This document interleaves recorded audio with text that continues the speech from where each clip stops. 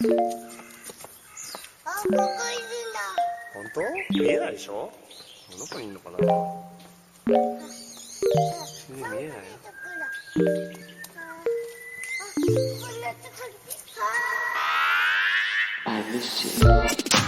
What's good, Internet? It's September 30th, and you're listening to Waypoint Radio, episode 512. I'm your host, Rob Zachney, and I'm joined by Ricardo Contreras. Hello. Patrick Clapper. Hi. And Renata Price. Hi, did you know that €1 is 1.34 Canadian dollars, 0.89 British pounds, 141 yen, and 98 cents in US dollars?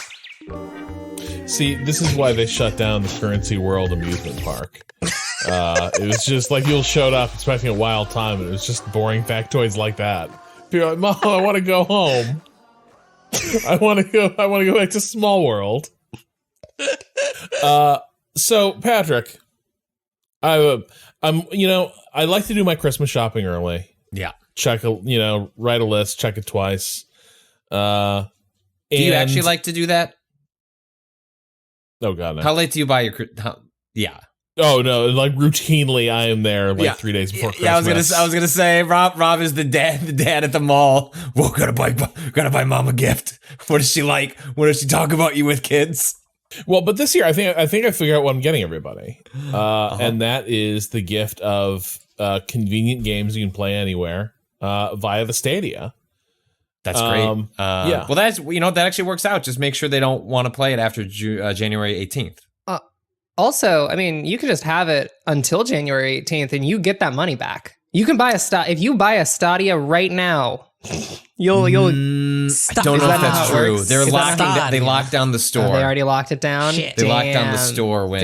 Yes, the Google Stadia as a service is shutting down, confirming every cynical feeling people had when Google announced this joining. Isn't there a website that is kind of a list Google, of the things that Google has killed? Graveyard. Google as a company has a long history of not just the typical thing that happens in tech, especially where a big company swallows a small company and then just immediately shuts down the service that was beloved and made that company interesting in the first place, but has a habit of spinning up their own services only to have them unceremoniously destroyed, not that long after. And so the latest for the tech reaper is Google Stadia, which, will shut down on January 18th, 2023. There's a quote from Stadia Vice President GM Phil Harrison, also known as the guy you shouldn't bring in to run your company because you have just signaled that it's going to go out of business at a later point. A few years ago, we also launched a consumer gaming service, Stadia. While Stadia's approach to streaming games for consumers was built on a strong technology foundation, it hasn't gained the traction with users that we expected. So we made the difficult decision to begin winding down our Stadia streaming service. And they say that employees on the team will be distributed to other parts of the company. And importantly, as was alluded to earlier, if you bought hardware, if you bought games, you will just get all of that back financially. And as far as we know, as of this recording, not have to return any of that hardware, because what would they do with it? They don't have any plans for it. So they would rather you go to a Best Buy and recycle it yourself or repurpose that controller, which I think can be, I don't think it can be used as a Bluetooth controller. They always promise to turn on, like the way the Stadia controllers work is that they operate over Wi-Fi. So like they communicate over the internet for you to control the games as opposed to tied directly to the device. And I don't think they ever turned Bluetooth on, but I think they're capable of it. But you can plug them in as USB devices. There's a fucking Bluetooth chip in there, and they haven't turned it. That was just off. I think that's true. Because I saw some people. Somebody will crack it. Yeah. I saw some people belly aching that maybe they'll push a software update that finally turns on Bluetooth for the controllers. Like, well, that's a nice wish, but that seems very unlikely. They're going to push out any additional features. Patrick, what about my Life is Strange True Colors save? That is sitting. What happened? Finish it. So I did finish it, but what if I wanted to go Cado, back? I don't know what happens if you load Stadia and then go to File, Export, Save as PDF. Like I don't know what that does, but I think maybe that's an option for you. Just save as web page, and see if you can put that on a USB stick. There are games. I would make this WebP of Life is Strange True Colors you know turn what? into an executable. Can we start a Kickstarter to kill WebP or whatever that format is? Fuck Hey, that it's thing. also Google's fault. WebP is Google's fault. That is theirs. Yeah. Like For it should. some I wish it was reason on they- this fucking list. They won't kill it. They won't kill it. I wish it was on the saddest. By the way, this is one of the. I'm looking at this list. Some of these are written with a grim tone. Android Things killed 9 months ago. Android Things was an Android-based embedded operating system, originally named Brillo, aimed to run on Internet of Things, IoT devices. It was over 6 years old. Wow. That is the energy of every single one of these, and this just goes on for Nothing but baby shoes in the Google graveyard. Nothing but baby shoes for quite literally hundreds of entries. And frequently, and also what makes it, the reason people chronicle this for Google specifically is that they are often, or at least frequently enough, killing things that were well liked or had interesting intentions, and they just, like Google Reader is, I think like one of the all-time favorites of having RSS essentially killed because they monopolized RSS as a technology and then destroyed the way that people largely interact with it. Unless you're me, still out here using RSS on a daily basis. Patrick. Hell yeah. Love RSS. What are you using? Feedly? Yeah. Yeah, Feedly Okay. was the big one that popped up after, and Yeah. I stuck with that one. It's like the best way to keep up with like little blogs that I'm not gonna check my bookmarks to see like this obscure horror blog that gets update once a month. Right. So RSS still functions good for that, so it doesn't get lost in things like Twitter. But yeah, I mean, Stadia was the thing I reviewed when it came out. It's an interesting piece of technology. There's certainly, despite if you put aside the completely awful US internet architecture, which is a big put aside, because it means that lots of places don't have the bandwidth to interact with a service like Stadia, may not have the data caps to interact with a service like Stadia.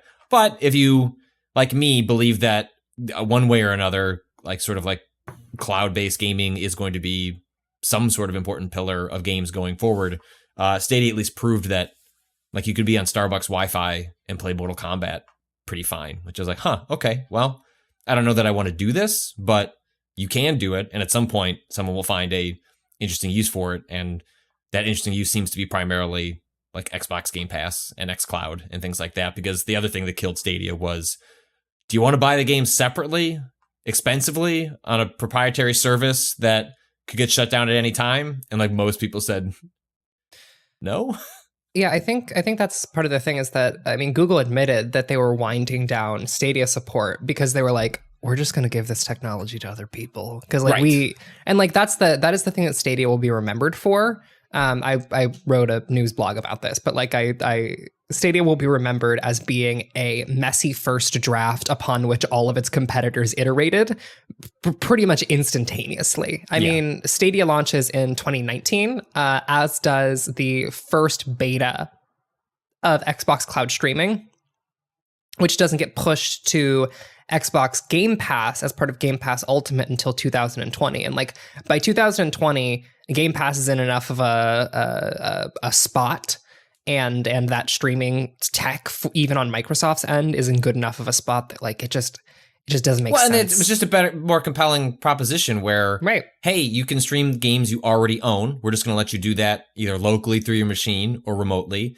Also, if you're on Game Pass, you're used to the notion that, well, I'm just briefly licensing the, like, games come and go. Like, that's just part of the notion of a service. We have come to expect that games are going to come on and off unless they are owned by Microsoft. And so you have a more fleeting, you're more accepting of the fleeting understanding of things coming in and out of that, whereas Stadia's just value proposition made absolutely no sense. And then you add on top of that, like the way that Jason Schreier has reported that individual games cost Google tens of millions of dollars to get mediocre ports. I mean, that was also the thing. Like Red Dead Redemption 2, I remember playing that at launch. I was like, well, at least with cloud, like I have a shitty PC. Like I should be able to play the best version of Red Dead. It's like, no, you're not. You're going to play like a pretty mediocre looking version of it. And they pay like, God knows how much money for your right to play something that was worse than what you could play on a high-end Xbox. Is this, given that they refunded everything, I think that's the key. That is the key underpinning in this question. Which is cool. Like that is I'm trying to give them too much credit, but like someone just added me on Twitter and was like, I'm going to get $1,200 back from Google. It's like, good for you. Damn. Man. Shout out to that person. Is this the biggest financial loss ever suffered in the games industry? Like, is Stadia the biggest financial failure that has happened? Because I'm trying to think of like something like individual project that failed on this scale, because I assume the hardware was sold at a loss. I assume that, like you said, in terms of like getting those ports, software was sold at a loss. It seems like every single aspect of it. Something like the Dreamcast sinks an entire company and adjust for inflation.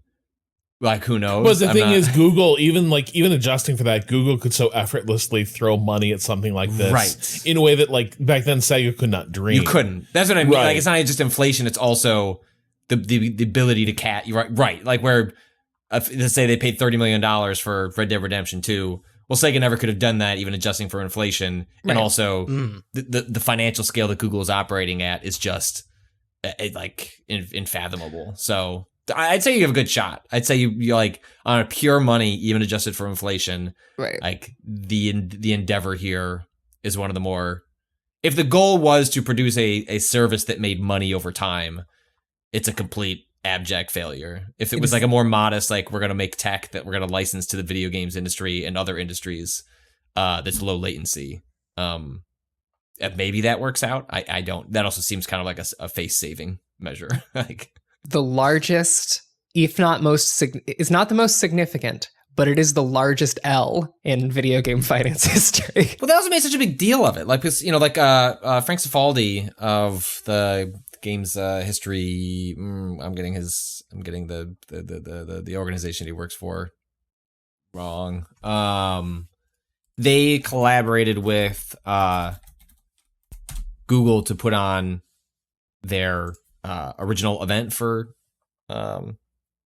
Stadia, and had the gall to like have them get out ancient hardware, physical hardware, to be shown in a museum like presentation to show like this is where games were and this is where we're going, right? So it's like one thing to announce here's an initiative, we're interested in games, you know what I mean? Like there's like a level of hugeness that Google applied to this, was that not that, like kind of like how Apple makes games sort of, but like they didn't say like we're out to dominate the video game industry and change everything about it. And Google was like, there was the NES and then there was Stadia, and these are the two. This is the direction video games are going. They might be wrong. They might not be wrong about where some games are going, but the level of importance they put on their own initiative makes the L that much bigger as a result. And so much tastier. What a delicious L. Rip to the people who really like Stadia. I'm sorry for your loss. But the $1,200 you can probably put towards a console. That's true. And they're a little more easy to track down. Like I had someone write into me. Let's see. What did the Goodbye Stadia. Hello 4080. Yeah. Well, you need a PC too. Someone wrote into me. They were pretty bummed about Stadia going under. They wrote to me and said, the Stadia was a way for me to get access to AAA games without incurring the hardware cost. At this point, I'll either sit out the current gen games till the consoles are cheaper, or there's a really compelling game. The secondary use case for Stadia was to play kids games. I have a preschooler and a grade schooler, but the Switch is more than sufficient. Even if they really liked the Paw Patrol game, I guess there must have been a Stadia exclusive Paw Patrol game. I think Google's decision to refund purchase is really honorable. We've got 3 months to finish the games I've started, so at least we've got enough advance warning. And so I think there are probably a decent chunk of people who it was just, is like, it's a pain in the ass to like try and track down a PS5. Yeah. Like everything's really expensive. Stadia Pro is a pretty decent deal that frequently had some pretty big games on it. And if you're more of a casual game player, like I could see why it might have been good enough. Not like that's probably not a huge measure of the population, but it's probably slightly higher than the Arrested Development never nudes of there are dozens of us, dozens. Yeah. but I was not looking- quite. I actually was looking at people doing math. I found some Reddit posts from like the Stadia Reddit of someone trying to do the math in terms of like users. And they were like, based on like, this is like pages of estimation, like explaining like process. They were like, I think about 220,000 people, 240,000 people are actively using this device. Yeah, that's not a lot. No. And Rob, you were maybe saying? actually more than Wait, I how many? would have thought. Like 240,000. 4 million people are living the Stadia life. It was a fairly popular way to play Destiny. I was going to say 5,000 to 7,000 of those were apparently Destiny on its own. Yeah. Like I had friends that were not big Stadia people, but like for example on the Steam Deck, it was a way to like do Destiny grinding and other sort of things by just logging in through the Edge web browser and playing Stadia, because you cannot natively play Destiny on the Steam Deck unless you like load in an installation of Windows, which currently is a huge pain in the ass. So like there were use cases like that. Like the most frequent person I heard that used Stadia was someone who's like, I was in the hotel and I would just load up Destiny and do a couple of things and then turn it off.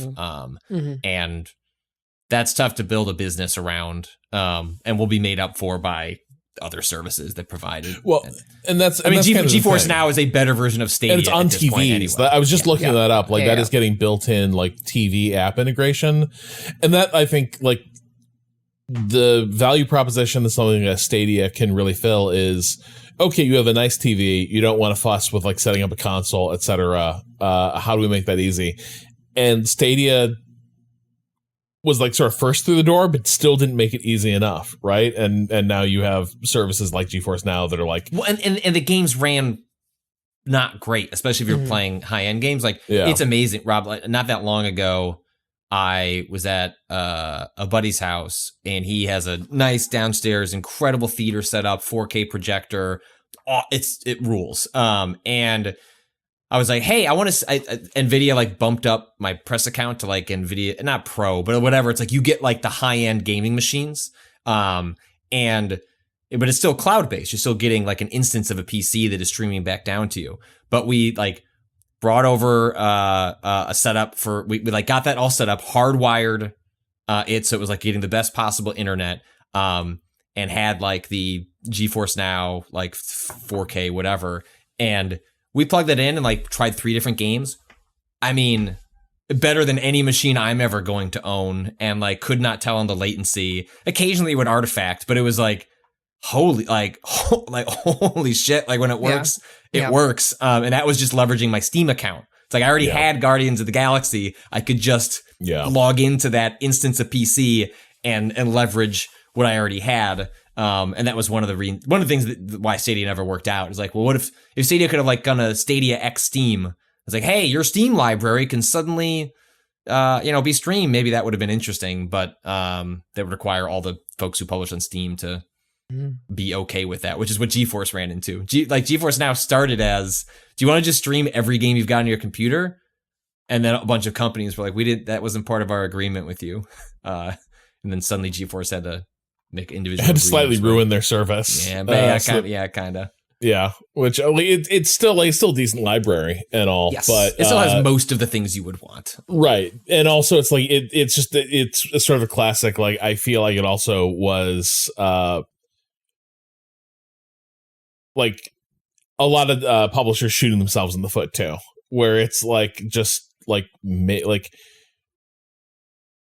people who can't afford a machine that can run this game that would be exciting. Right. Like they can afford GeForce Now. Let them go to Steam, buy that game, give you money, and then they can do that. I also never got the sense that it was legally enforceable. It was more just publishers going to NVIDIA and being like, I mean, if you don't take it down, we'll have issues elsewhere. And so NVIDIA just sort of, okay, yeah, you're right, I guess.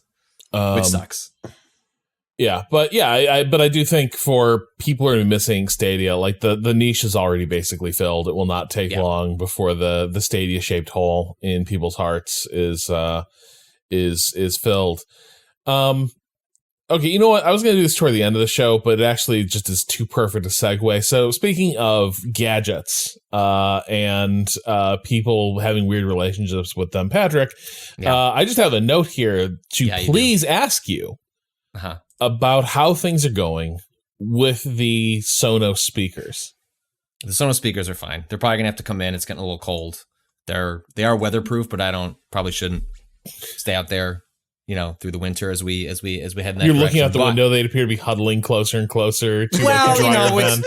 If they're cold, you're cold. It's the fall, and so the grass is damp, and things are like that happening. It's like probably not what you want. Oh yeah, there's humidity like nightly cycling. Like they might already be borked, honestly. Yeah, but they're fine. I used them to watch a movie out there recently, but they need to come in. But so people, if for some reason you didn't listen previously, I got these two Sonos Move speakers, which are $400 a piece, because Illinois passed a biometric privacy law that a bunch of companies immediately violated, and then had to start paying out checks to Illinois residents. So I got $400 from Facebook, which then I spent on a Sonos speaker that Sonos then accidentally sent me two of. And because of FTC laws, that if a company sends you something and they don't charge you for it, it's a gift and you can keep it. And Sonos did this to everybody. Like Sonos had a very bad week. Sonos. Well, I got lucky. Some people got like $6,000 on their credit card, and 15 devices in the lobby of their apartment. So I got extraordinarily lucky. But in addition to signing up for like every other, by a bunch of other companies, Snapchat, like everyone else was violating this law as well. So I'm just waiting for some different measures of checks to start rolling in. This is unrelated to that. We'll get I haven't gotten any of those yet. Those are in various degrees of settlement and payout over the next year or so. When this happened, one Ricardo Contreras sent me a message that I believe you saw in an Instagram post. Yeah. Do you remember this? Yeah, I remember. It was like some legal, hey, if you live in Illinois, I think specifically, right? I was like, I don't live in Illinois, but hey, Patrick, I just got this Instagram ad feeded to me about, was it specifically Sonos again? Or was it specifically about, because the Sonos speakers can have a Google Assistant on it. Something, I don't know. It was about an assistant listening. Hey, they're listening to you. Yes, exactly. And we're going to sue them for listening to you, because I think this is based in the slightly overreactive notion that, yes, they are constantly listening, and but occasionally they trigger by accident. And so then there are lawsuits filed based on, well, that accidental trigger is just the company's listening to you. And so it's true, but it's not entirely true. And then the companies pay this stuff out because they don't want to deal with the entire privacy implications of the shit that they're doing. So of course I sign up for this. They're like, we want to give you more money. And I have since made a pledge in my household that all money I get from corporations for violating biometric security laws, thanks to Illinois, that just goes into a Sonos fund. I would like some more Sonos speakers, but I will not purchase them unless I get it through various infractions made on these laws. And so you sign up for these things, you don't hear about them for a long time, right? And then you just hope a mysterious check shows up in the mail. Friday, September 23rd, 2022. Dear Patrick, these are from the offices of Labaton Suchero LLP, which sounds made up. We represent you in connection with your claims against Sonos Incorporated for the company's years of wiretapping and eavesdropping on its smart speakers. Both state and federal law protect against the type of conduct we believe Sonos engaged in. These laws also provide statutory damages up to $15,000 for violations of their provisions. Sonos has not extended you a settlement offer. Instead, Sonos has extended a conditional settlement offer to certain other individuals we represent. As your attorneys, also known as I filled out a form, we do not believe this offer represents fair value for these claims. We believe we can recover far more for you if we proceed with your arbitration claim against Sonos. The conditional settlement offer to some individuals stated, in exchange for giving up claims against Sonos for wiretapping and eavesdropping. Eligible users must prove they use a voice-enabled Sonos speaker prior to September 2nd, 2022. You listen to this fucking podcast? Plenty of evidence. You have that shit on. You have that shit on record. There are videos of you using it. Then Sonos will send these people one Sonos Roam SL, retail value $159 at no cost, and two pay our law firm $75 in attorney fees. Again, we believe that this offer significantly undervalues the claims that you and others have, and we strongly recommend that our other clients reject it. If you respond by blah, blah, blah, blah, blah, blah, we are able to answer any questions you may have. Sincerely, Labaton Sutro LLP. I consulted my family. We had a long talk. We considered, would we want a Sonos Roam SL? And the whole reason we got the Sonos Move was because we don't want that shitty little speaker. Right. We wanted the big boy. Yeah. We wanted to move, not roam. Those are different things. So we decided as a family, and we issued our statement to my lawyers. I reject the proposed settlement. And so I look forward to hearing Sonos's response. Up to $15,000, or if you just want to give me another $400, I could buy another Move. Or actually, the Sonos Arc, their soundbar looks pretty great. God. You know, I'm just out here waiting to see what happens next. Oh, I'm so. So I've read that out loud on a podcast. Hasn't gotten me in trouble before. Might as well just keep going. What? So Sonos got man. basically the way everyone gets got. I assume like they have products that respond to voice. Yes. And then the mic was just open, and they are were listening recording things because they need to done. hear the trigger, right? Like the hey, insert thing that I don't want to set up everyone's devices listening at home. Yeah, who might be listening to it on a Sonos device that has Google connected to it. Sorry, you can't sign up for this thing anymore. Like it's past. You had to get Cado to send you that image a year ago or whatever. So like that's where this happens. Like these devices have to trigger off something, and so they kind of they have to be listening all the time. And so to hear the insert trigger phrase, and so that's how I think lawsuits like this end up happening. These people tried to just give you your smart device that you wanted. Everyone's like, "Oh, I want to be able to talk to my device. I want the convenience." Yep. And now they are being punished. People demanded, I want a machine that eavesdrops 24/7. Good. Ready to respond to my every whim. Yep. And now they're being sued by people who are like, well, I didn't realize that it would be listening 24/7 for to respond on my every whim.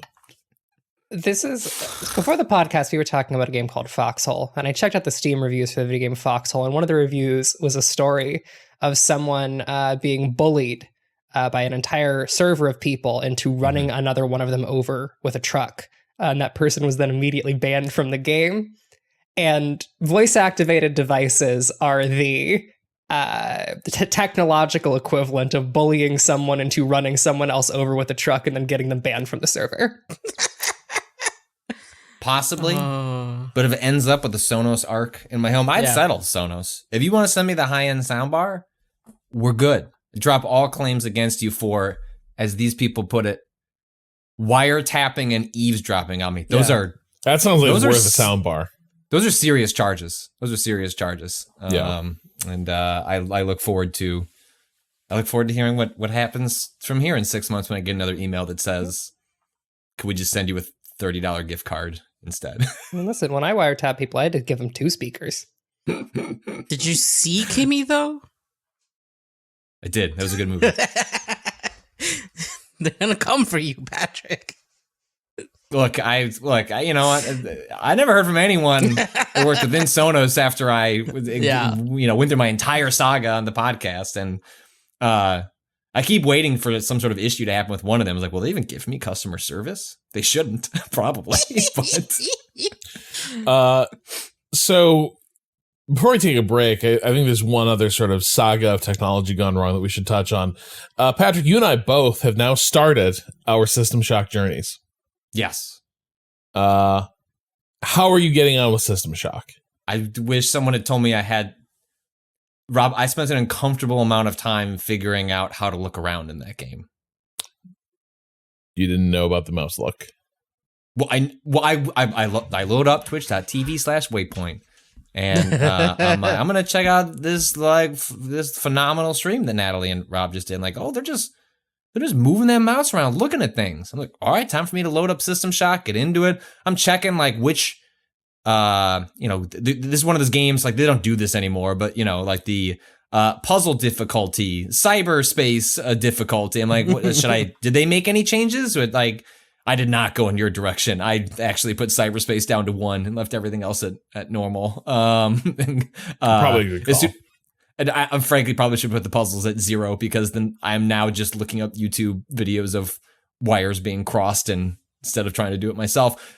Anyway, you get into that game and you have to press E in order to look around because that is how you swap between essentially the interface and moving about the world. But there's nothing about the game that tells you that. And so I reset my computer. I uninstalled the game. I installed it again. Like I just it never occurred to me to like press a button to unlock mouse look until I Googled it and someone equally tortured. It's like I've spent 2 hours trying to figure out how to look around. Wait.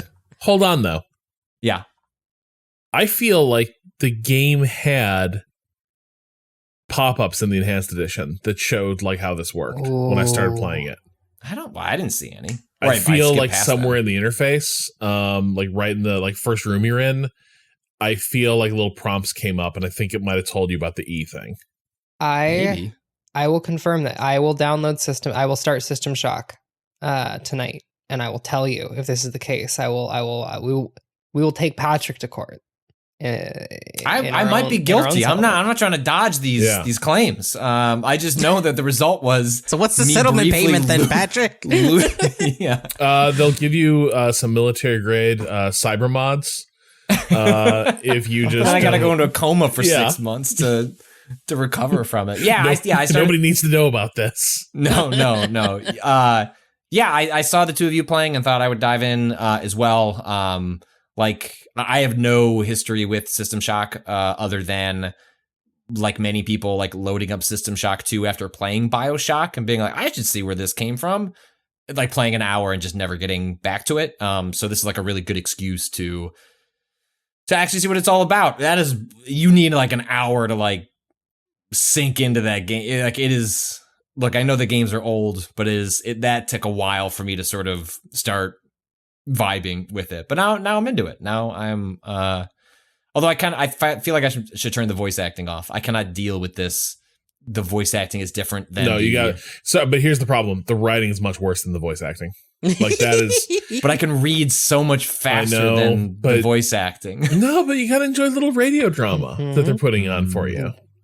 Listen. See, I tend to like get all the data logs, get to the end of the level, and then I'm like, all right, time to spend 20 minutes reading these data logs, and then go in the elevator, and then go to the next one. Those developers each spent like 2 minutes in a recording booth for every single one of those. And that was 2 minutes of their time well spent, and you should respect the 2 minutes they spent in that recording booth, Patrick. Well, some of them really nailed it. Some of them, it's like you really, like, the spirit of System Shock was in you. And some of them is like, yeah, I too have to do things at work that I'm not really comfortable with. Yeah, but it's a funky little game. I'm excited for everyone to start spending more time with it. It is it's really unlike a lot of things before and after it. It's kind of its own thing. We'll take a quick break here, and when we come back, we'll talk about something that seems maybe equally unique. Back after this.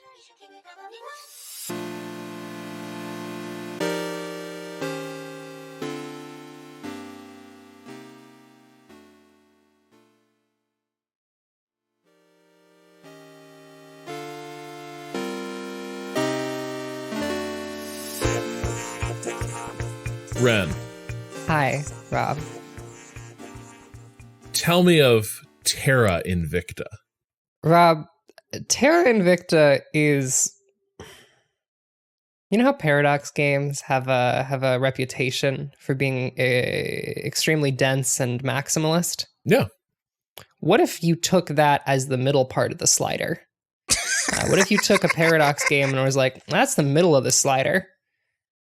And then you looked on the far right side of that slider, the far end, you will find Terra Invicta, a video game that I would, I hesitate to describe as what would happen if XCOM and Crusader Kings kind of did a fusion dance. I wouldn't say that it's the child of those two things, because that I feel like gives it a cohesion and a like a There would have been some sort of synthesis happening. True synthesis. Yeah. No.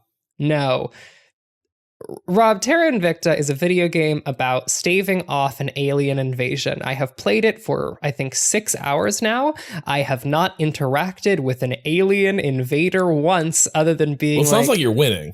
Let me see what that crash site is. Well, 20 hours in, no aliens? Invicta indeed, friendo. Well, okay.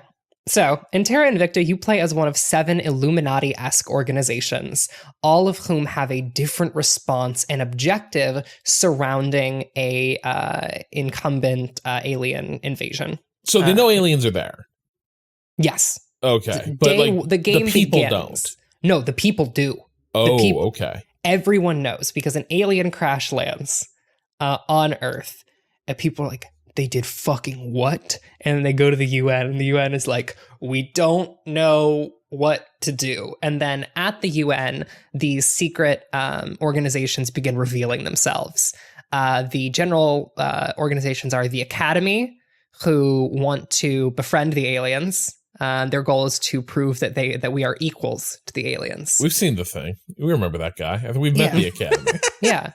The Resistance. That is the XCOM faction. That is just XCOM. That is also the default faction that they recommend playing as for the first time. There is the Protectorate, who want to submit to the aliens. No, that's the Servants. Sorry, the Servants want to submit to the aliens.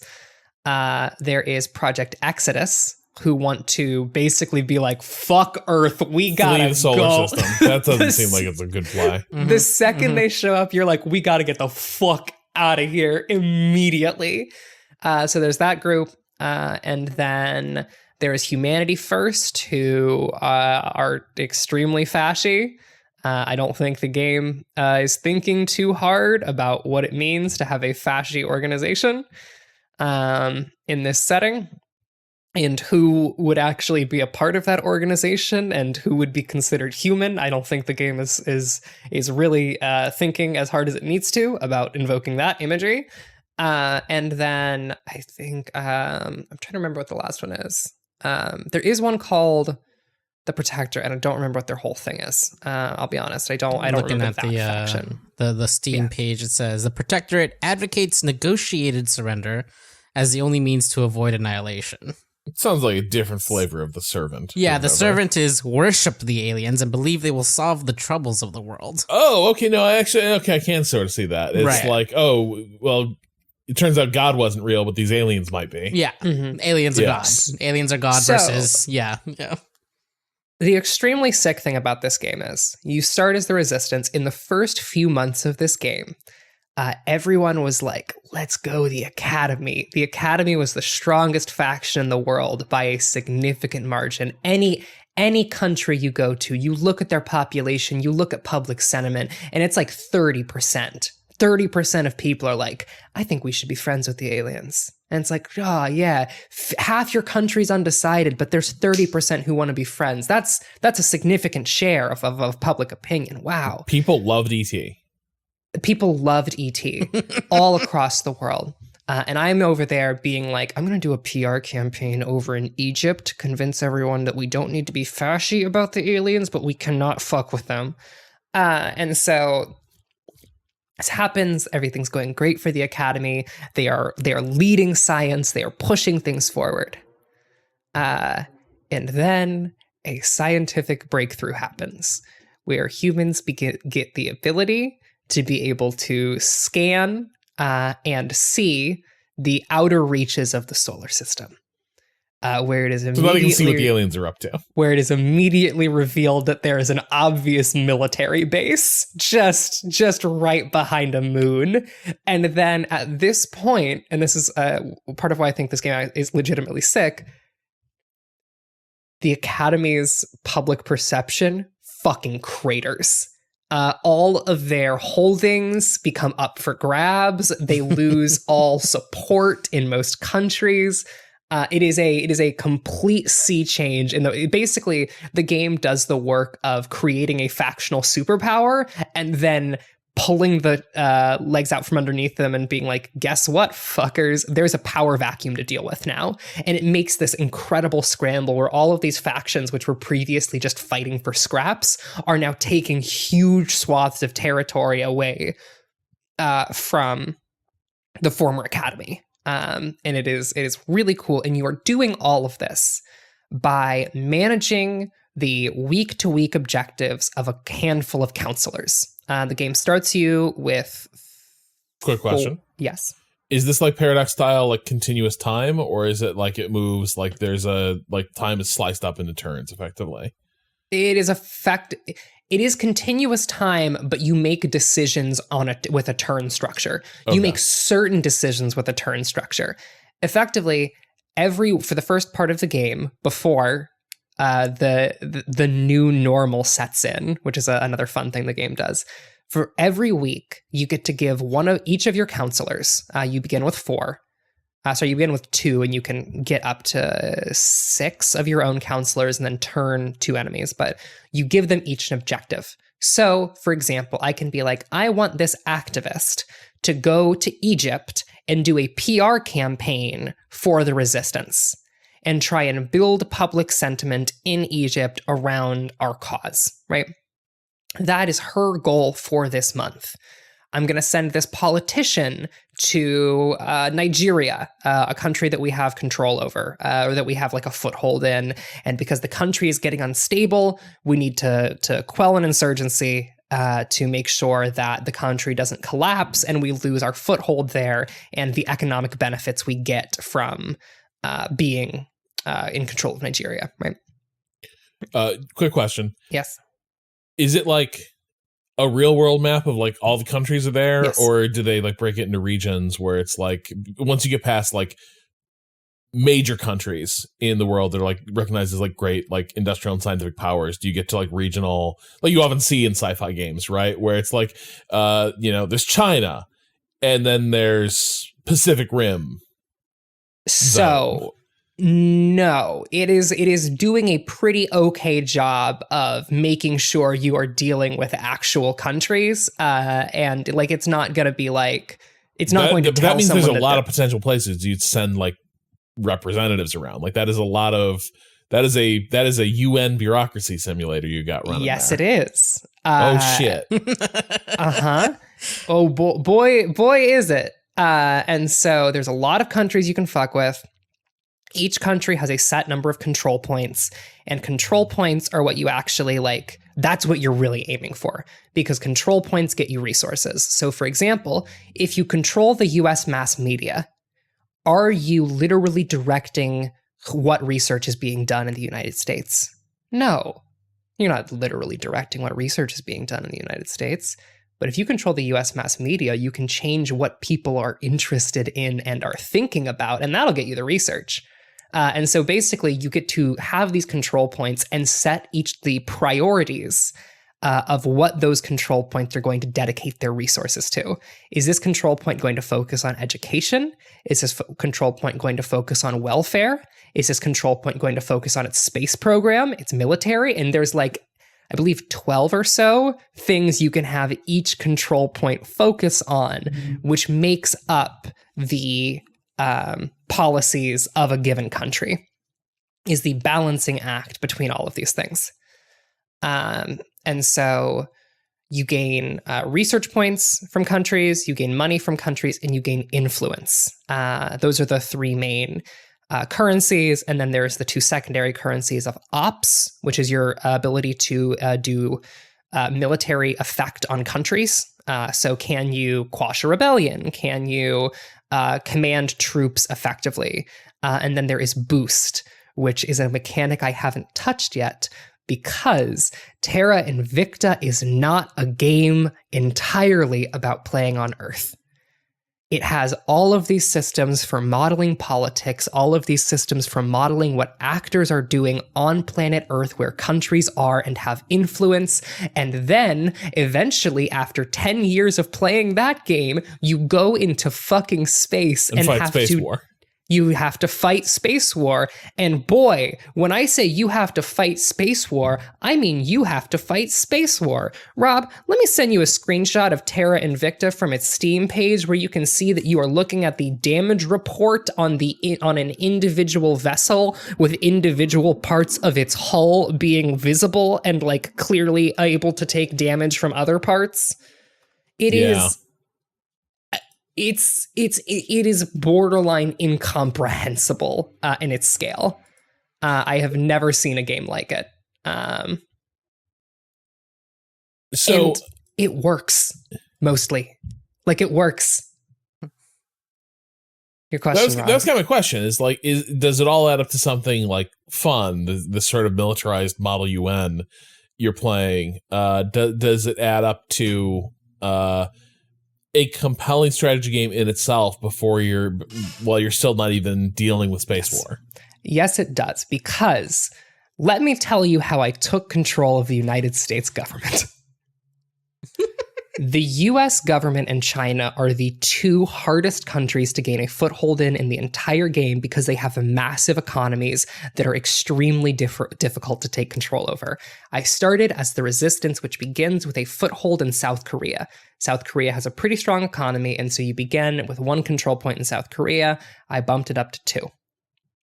From that point forward, I was like, okay, cool.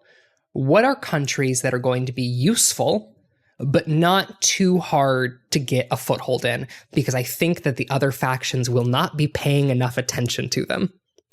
And the countries that I selected as part of that, as falling into that category were Algeria, Egypt, Nigeria, and Ireland. Those are the 4 countries where I was like, these are countries with sizable economies, really good research, developing education systems. Ireland is actually extremely strong. Ireland is the most stable at the get-go of those countries. And I was like, okay, cool. I'm going to grab these 4 and use them as my base of operations. And so I go in, I'm setting up these PR campaigns. I'm bringing on more contractors. At one point, more counselors. At one point, I add a counselor who is a fucking king. He's a crime kingpin, which means that he is really limited in what he's able to do, but he's excellent at point defense. And he is able to sit down and lock down a location and make sure no one fucks with it, which is something that no one else I have access to can do. And so I'm playing this strategy game. I build a base of support in all of these countries. I take control. I get the control points I need. Great, good. The money starts rolling in. The influence starts rolling in. I'm like, great, cool. Let's begin a PR campaign in Canada and Mexico. And so I get to work with Canada and Mexico. I eventually, over the course of another few months, build enough support in Canada and Mexico to be able to grab stuff there and grab control points there. And then I have full control of Canada, Mexico, Ireland, Algeria, Nigeria, Egypt, and a foothold in Australia and South Korea. It is at this point my characters are spread so thin, because here's the thing, you can't have that many holdings because you have people who need to manage them. At this point, I start just draining that's resources. That's where Crusader Kings thing comes in. Yes, You start draining influence because you can't exert influence on the world because your characters are too busy dealing with the internal affairs of 6 different countries. And so it is at this point I'm like, okay, cool. I have to start ceding control temporarily of these countries and hope that no one swings in and takes control of them while I'm gone. I start doing that. I gain a foothold in the US. Everything's great. And then I start caring about research because I have a huge research budget now, because the thing about the US is the US, to be able to take it, you need someone with an incredible persuasion stat, control of neighboring countries, and you need to dump a lot of resources into it. I do all of this. I have the research might of the United States behind me, which is an insane amount of research, output. And then I realize that there is your individual research goals, and then there are the global research goals. And here's the thing. The global research goals, there's 3 of them. The next goal is set by whatever organization contributed the most to that research goal. I have some bad news. The fascists had been setting all of the global research policy for the last 2 years. And that has put me in an awkward position where how were they able to do that? They were able to do that by devoting their research budget to global research objectives as opposed to their faction's own research objectives. So like, they weren't building interplanetary warships, but they were directing the entire global research agenda such that only military development was being studied. And we are looking at nothing in terms of communications technology, in terms of governance technology, which is shit that I need really badly. And then suddenly I'm like, oh, fuck, I accidentally ceded control of the scientific establishment over to the fascists. Oh, no. Oh, God. Oh, no. And that is the predicament that I have found myself in, where there are all of these layers of compelling strategy that is extremely dense and like actively engaging. The like point defense you're doing on your holdings is exciting and fun, but there's so much, it is very easy for details of the game systems to fall between the cracks in a way that leads to, I think, good stories. And as I play more, I will become more adept at navigating these systems. But this game is super dense in like the true meaning of the word super dense. Like it is black hole dense. Right, and that's the thing. Like, there's screenshots of like there's what you sent, and then there's like screenshots on the Steam store that's like, prepare for like, this is what characters in the Expanse would be looking at to prepare like the next military move out in the belt or something. Where it's like the fact that you get that entire like global strategy game where you're competing for influence and power, and then that blends into all right, well, now the time has come to send the fleets around the solar system. And boy, I don't know if you've gotten a taste for it yet, or you've seen any evidence. Is this going to be like, does this feel like a game that's going to simplify space warfare, or is it going to be like, so how good are you at Kerbal? Rob, I'm looking at this. I'm looking at a screenshot. And here's the thing, I will, next week, I will have your answer because I will play because they included in the current early access build of the game, they have a section that is just like, do you want to try out the space combat? Listen, we know that the space combat is a lot. Do you want to just try that shit out? And great, cool. I will do that by next week. Yeah, because this just feels like it might be the sort of game that's like, what, you think you can just click on a place and move to it? It's moving too, and then there's gravity. So how are you going to navigate? So I'm very curious, like what restraints did the Long War team put on themselves with this? I'm very keen to find out. I mean, the stats on this ship are not suggesting simplicity. No. Dry mass 17,000 tons. Wet mass 36,000 tons. Current mass 36,000 tons. DV 22.3 kps. Cruise acceleration 77.9 millig's. Max combat acceleration 1.6 g's. Turn rate 0.0057 rotations per second. Heat sink capacity 1,050 gigajoules. Length 200 meters. Beam 25 meters, crew 139. Right. It is breaking down the armor distribution on a single class of spaceship. It is, the Expanse is the best comparison I can think of. This is a game. Hey, y'all seen the TV show The Expanse? What if you were that? Yeah, this gives off strong vibes of that. I'm very curious how far they take that. But yeah, seems like a very cool and very wild game. Yeah, on the Steam page it says tactical combat is built around realistic simulation of Newtonian physics, where momentum and maneuver in 3D space are just as important as the firepower of your ships. Like, is it real time? The Achilles heel. Yeah. Oh yes, it's real time. Oh, Cado. This is what I'm like. Yes, it's real time. Oh my god. Yes. So, if memory serves, there have been games that have played around with stuff like this before. AI struggles with Newtonian anything. But what if they figured it out, Rob? maybe they figured it out. Maybe they'll nail it. But yeah, this seems like an incredible project and like an incredibly cool game. I'm keen to try it out, and yeah, I'm eager to hear more findings as you spend more time with the game.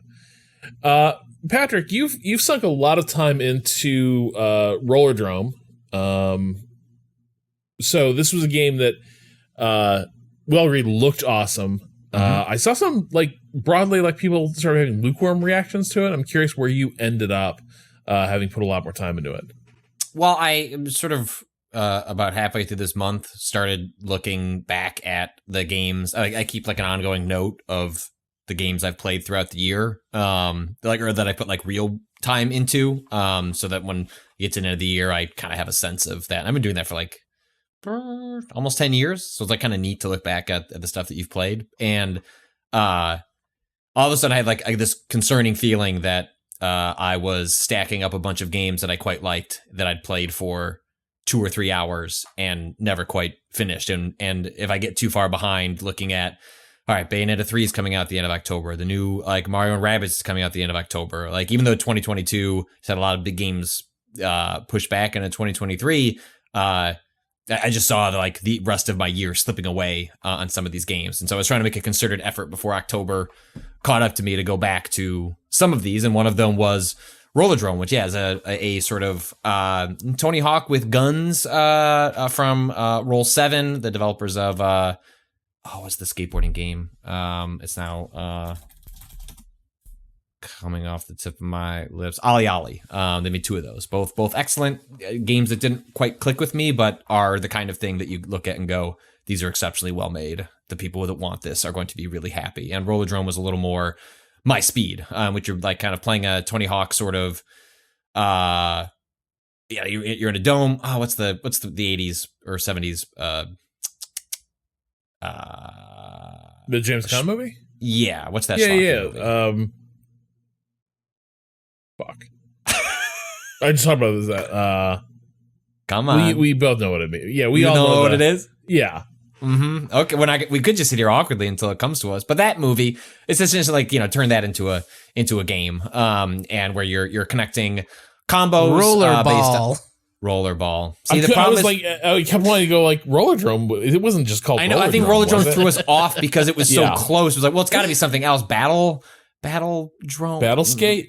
Right. Yeah, that's where my mind was going. Hey, that's a movie we should watch sometime in my turn. I've never seen that, but I've always wanted to see that movie. And yeah, it's you're stringing together combos and there's these challenges you can do. And I think where we left off was that I thought maybe this game was really interesting, but perhaps it wasn't quite clicking where I was able to put everything together to do these high scoring combos. And I was worried that I was going to fall into the trap that I did with sort of Ollie, which is, this is really interesting mechanically, but it just doesn't all come together for me personally. And I ended that last impressions with, no, actually, I've had a transcendent moment. I am a god. I actually do know where the bullets are supposed to land, and they land in the skulls of my enemies in the middle of this arena. And then I came back to it and had a similar feeling, although for a game that dense, it's part of the reason I had trouble coming back was I need to carve out 45 minutes to just get my skill floor back up to where I was before, because it's not a game that you can just drop back into. By the time I did that, came back to it, really enjoyed it. It's excellent, highly recommended. That said, I ran into some of the similar issues I've had with a game like Ollie, in which their challenges they're really specific, they're really difficult. And what I found was about halfway through the game, which is not long, I probably played 6-7 hours at most, the challenges were just so out far like the realm of me completing many of them. And I was going to have trouble. Maybe this is just a me thing, but if I have a list of challenges and they're all being presented as you should be able to do all of these, they're not in tiers. It's not like a platinum trophy, a gold, a silver, a bronze. It's like, no, here are just challenges listed in a row. If I can't do all of them, like it's going to really bug me. And so it becomes like a zero, like an all or nothing proposition. Can I do all of these challenges? No. Well, then I will choose to do none of them. And so it was actually a better proposition for myself more broadly, because this game's difficulty goes through the roof about halfway through. It just becomes like you're just sweating to get to the finish line on a particular arena, let alone, hey, like, why don't you go over to like this specific spot of the map and do this specific move while 25 enemies are like hailing bullets upon you, and you're dodging rocket launchers and grenades and all this nonsense. And so I ended up just focusing my efforts on getting from one arena to the next. That proved very satisfying. And the end of the game is a nightmare, but is one of those moments very similar to a game that I'm compared it to in the past, Boomerang X, in which I like games that force me out of thinking what I'm doing and put me into a place where I am just instinctually reacting based on what I've learned. And it's really difficult for a game to put you in that place because it sort of requires a level of difficulty that is going to put a lot of people off. But when you get there, it is one of the most satisfying things in games, as someone that finds action games and platformer games to be like, that's the place that I derive the most satisfaction from games as a medium. And like Rollerdrome eventually got me there in the back half, and it was fucking awesome. And I didn't care that I wasn't doing any of the challenges because I like the sheer challenge of just getting from point A to point B was enough. And so I feel like this game kind of came and went, kind of got lost. I think part of that is explained by how difficult it is. People have since written in that there are like really good options in these like accessibility menus, like to just turn on, like this game is still fun if you turn on like invincibility, if you just don't worry about death and you can just focus on shooting the enemies and skating around and not having your chains broken because a laser robot has sniped you from literally across the arena and you mistimed your roll by like a fraction of a second, which is what you're doing. It's just really good. People are going to forget about it by the end of the year, and there's going to be like 3 people going, Rollerdrome was one of the best games this year. And I will probably be one of them. And it was reconfirmed by getting all the way to the end. So Rollerdrome, highly recommended. The James Caan movie, I'm not sure, but people sure seem to like it. And isn't he in cool spandex in that movie? He's got a cool suit, right? It's more like a cool high. I mean, do you think 70s hockey uniforms are cool? Which, yeah, the answer is yes, they are cool. Yes. And he does look cool in it. So that's basically the vibe there. Hang on. So Cado's been updating sort of list of what they've been playing lately. He's been recording, and we gotta just like I gotta shit can the plan I had for what we talk about, because What? Cado, you've been playing Inkulinati. Yeah. Yes. Yeah. Okay, so this is I did. This is like you know That I'm a sounded sucker made up. for. You know I'm a sucker for manuscript-ass looking games. Yeah. This was one I keep confusing with Pentiment. Pentiment. Different game. Yeah, but so fill me in on this Inkulinati situation. Yeah. So this game is, as Rob mentioned, it is artistically based on marginalia in like illuminated manuscripts from the Middle Ages, and the actual gameplay itself is basically a turn-based kind of strategy tactics game where you are one of the Inkulinati, which I guess is the Illuminati, but about ink, that can draw these little marginalia, which are usually like animals with swords or funny little weird creatures that usually you find in like the edges of what is normally like a religious text, you know, back in the day. A place where a lot of ribald sketches ended up, or if you've ever like Monty Python takes a lot of like their like interstitial illustration, like inspiration from this sort of illustration. And basically, as an Inkulinati, you can draw these little animals that come to life, and you have these kind of tactical battles that play out on the page. And there's essentially one of the little creatures represents you. They're called the tiny Inkulinati, and you have ink that you pick up off of the field. That is how you like draw more of these creatures. So, is that like your mana? Essentially, like that's the resource that you're kind of trying to pick up in order to draw more creatures.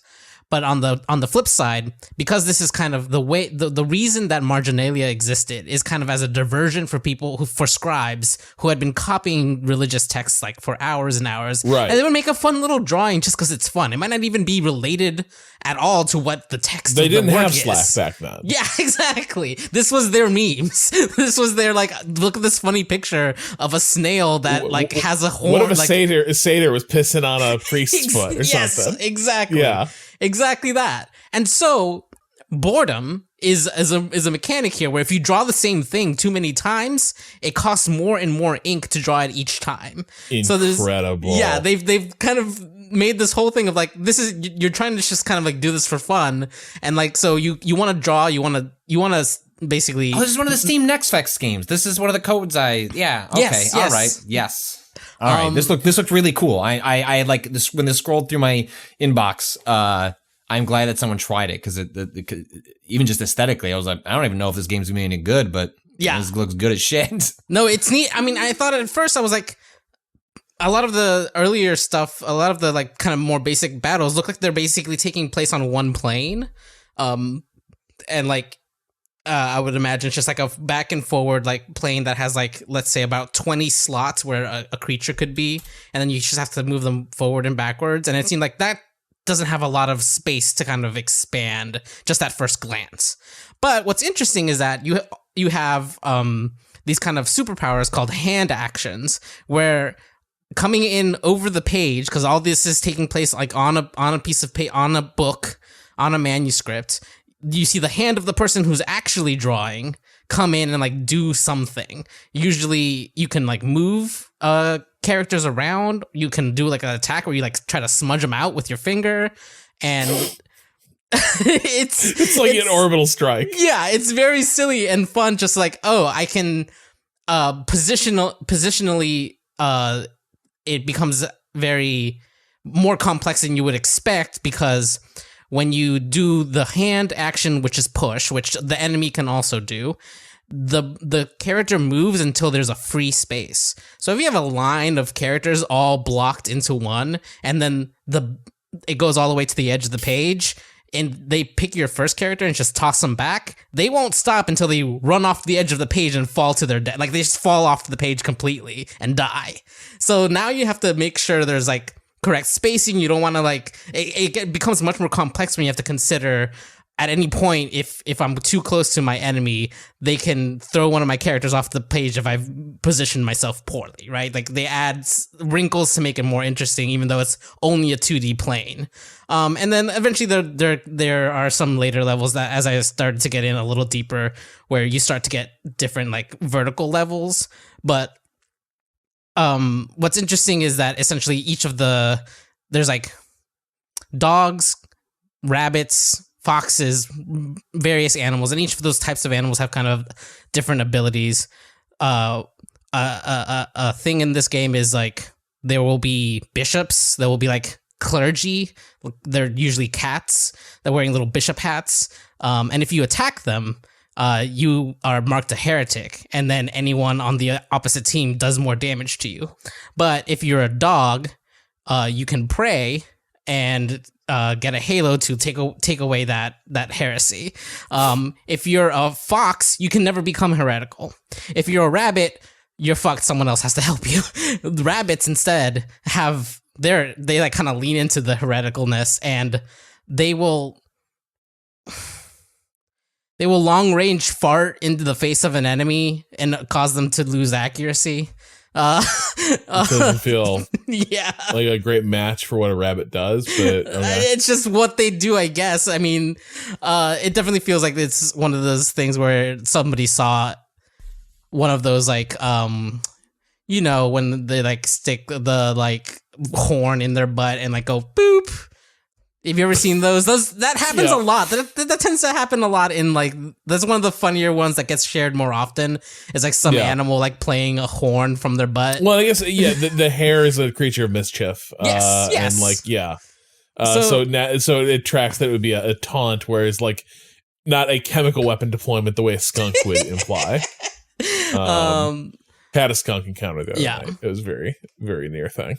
And at a certain point, also there is an apocalypse. After a certain amount of turns happen, an apocalypse start rolling up. It's called the Enlightenment, brother. Yeah. Where depending on what it is, it's basically like one of the earlier basic ones is like there's just fire on each end. It gets drawn in as a sketch first, and then you have a turn to get out of the fire. And the fire is like an instant kill on all your enemies. And so there's like different pressures to make this not ever get drawn out. Like the battles are like nice and snappy.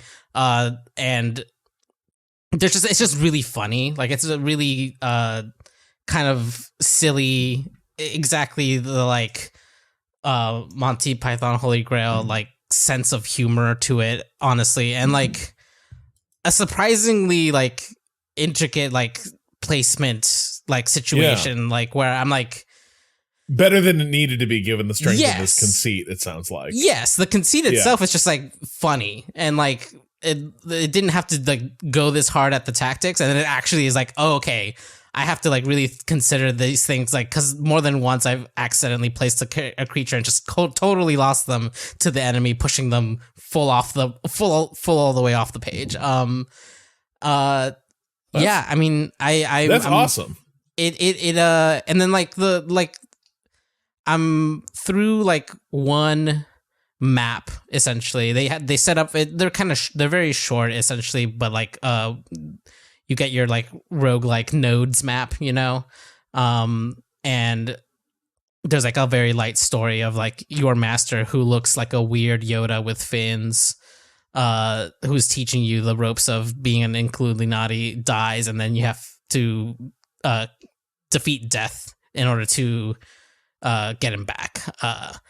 And it's just like it has the like standard like, okay, some of these nodes will heal me, some of these nodes will get rid of boredom, some of these nodes will give me money and all those sorts of things that like, sprinkle in some more things to do in between battles. So yeah, overall, really, really neat game. Definitely gonna come back to this as because that what I have right now is just the like preview demo, but I'm gonna see how far I can this get will be into part it. of this will be part of Steam Next Fest, which kicks off on Monday, right?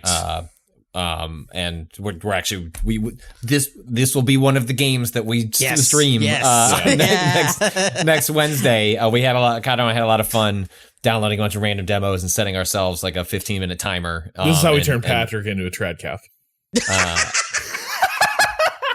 Oh my God, Jesus Christ! Does that have a biometric? Did Illinois pass something against that? Do I get sort of a payout? Can I get a Sonos speaker through this? Pope John Paul II did, and people are going to die mad about it. Yeah, makes sense. Well, customer support. Did Pope John Paul II say something about tradcaths? Trad Catholicism stems from people who reject Vatican II, which is his set of reforms that he pushed through during his papacy. Which is also like JP2 is like a wildly popular pope and also a transformative one. And I do not say this to endorse JP2. Like a lot of other things broke bad. Really sounds like you're talking about some sort of like esports team. Like they got into said some racist comments over the weekend. Like I do not mean to endorse JP2 and what he said, but you have to hand it to him. That guy put up numbers. I'm used to people with tradcath aesthetics. I've interacted with a lot of tradcath aesthetics. It never clicked. Yeah, no. So like this is like tradcath has become like more of a weird subculture that's like not mainstream, but just more like notable now. But like it's been bubbling for like 40 years. The people are just like pissed about changes that came along to Catholic practice and worship a long time ago. But anyway, yeah, this looks dope as hell. Also really a Kickstarter game, which is like, that is now like a rarity, it feels like. I mean, I'm Yeah. sure small projects are still constantly happening on there in a way that is different than before when we had all sorts of massive games. But I thought Well, it became a interesting when mainstream channel for like board games and Yeah. like upscale like minis and stuff. But yeah, this is it does feel like we're kickstarting a video game wave like crested. Well, But there's this like is, it's like a small team that like apparently was making this for years as just something as a side thing. They raised $73,000, like a pretty modest amount of money to, all told to make this, but it's really cool. It's a really neat story. Like I'm excited to see more of this. it is so weird to me when you see something enter the like become the zeitgeist that seems like it has no business becoming the zeitgeist. Like, why are this illuminated happening manuscripts? right now? Yeah, what is happening? Why? Yeah, exactly. What is What is happening? it? What changed in undergraduate and graduate like art education or history education that like had people get fired up about this? Oh, I mean, it's I have a slight answer to this. Like, people love weird little guys. like no, I mean this seriously. Like, I think that the uptick in people's love of weird little guys and sharing weird little guys on the internet has led to a lot of medieval manuscripts being like, have y'all seen this fucking frog? And if that happens enough, you have an entire like subset of people generationally who love looking at medieval manuscripts to find the most fucked up little dudes they can imagine. And they're like, oh, I'm awash in fucked up little dudes. And then suddenly you have a recurring art movement. It is. I guess it is. It does sort of remind you that like they were not as removed from us as they sometimes seem, where it's easy to look at the stuff that like ends up in museums and like in cathedrals or something and be like, wow, they were really devout and pious and seems like it was not a fun time to be around. And then the marginalia is like, oh, but they had some thoughts. They had some fun. They had fun here. I can mark a specific time in my life where I remember seeing more of them back in like 2013 because my partner used to run the social media account for the Walters Art Museum, and what they would tweet out was just images of the manuscripts that they were digitizing. There was a big effort in the late aughts to digitize as much of the manuscripts that they could there, and there's some really neat stuff there. They had a bunch of near and far east manuscripts that like had never really been publicized widely, that got just like, you can use this image for whatever you want. So like, by the way, this is a complete aside, and I hate to burn pod time with it, but I just need to get this off my chest. Oh yeah, you hate it so much. Years and years Rob. ago, during a grim visit with like MK's family, or just a family visit that was just interminable. The only thing that like would pass time was, we're just going to leave the History Channel on at all times. But this was not like, this was past the like, it's all World War II and Secrets of the Nazis History Channel. This was fully like Ancient Aliens type History Channel. But there was a long documentary that we ended up getting. We shouldn't have let this happen, but somehow we got invested in the saga of the Devil's Bible. And it was all about like this Bible with a crazy devil picture in it that was like so intense that like, oh man, like what's this doing? It's too real. Like what sort of person would create something like this? And then of course the Bible was cursed. Wild misfortunes attended to everyone who beheld the Devil's Bible and the devil in it. And so it's like an hour of them interviewing like, we can't say whether or not the Devil's Bible caused the revolution in the Swedish royal house that caused the end of like those type of interviews, and just constant like, what does it mean? Why would somebody create a devil worshipping Bible? And then the last 5 minutes of this documentary, they reveal what's on the facing page, and it's heaven. It's a 2-page layout. On the left you got hell, and on the right you got heaven, and that's it. That's the mystery. What's the devil doing there? Because you don't want to go there. You're going to heaven. Yeah. It was like an hour of that, and it was just like, and also all their crazy curse shit. It was like just European history. Was the right hand facing page even missing at least, or was this just like a late reveal? It was just there. It was just they pulled the camera back. And the Devil's Bible just has two really basic ass portrayals of like the devil and like the holy city, the heavenly city. That's it. Wow. And then the rest of it was just like European history happened while this book was kicking around, and so they're like, did the Devil's Bible do it? It's like, no, man, it was just on a shelf. No, this is amazing. This is the best kind of documentary to me. This is the ideal form of documentary to me. This is the Crusader Kings of documentaries. It left an impression. I especially did enjoy the one of the experts they interviewed kept trying to be like, but to be clear, this is not a particularly important work, nor is it a particularly good example of the form of the illuminated Bible. They're like, I think, like, basically their thesis was like, man, but that was part of what made it amazing, was like it appeared to be all single hand, which they were like, nobody could ever do that. That was the other part. No one could ever do this by themselves. That was the other thing they revealed in the last 5 minutes. No single human could copy out the entire Bible and like illuminate it this way and draw this art.